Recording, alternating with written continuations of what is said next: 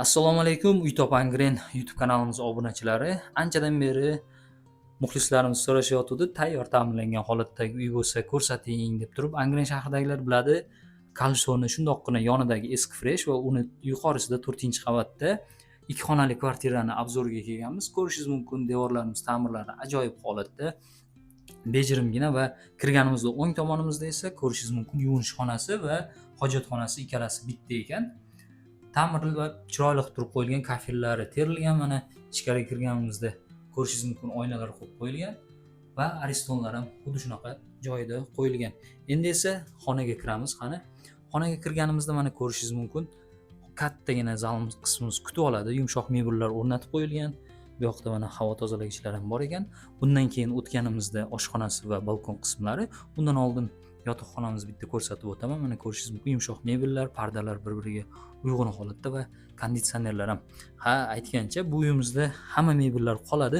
Uy egalari faqat o'zlarini ko'rpa to'shaklari va kiyimlarini olib chiqib ketishadi, bo'ldi. Qolgan hamma narsasi qoladi. Mana ko'rishingiz mumkin, shkaflarimiz shu joyda qoladi. Bu yotoqxonamiz, yotoqxona mebellari va bu yoqdan mana tashqaridan bemalol kuzatib o'tirsa bo'ladi kechki payt. Xonamizda, uyimizda akf oynalar qo'yilgani uchun ko'rib turibsiz, hozir ayni hamma ko'chada bo'lgan vaqtda ham tinch holatda turibdi.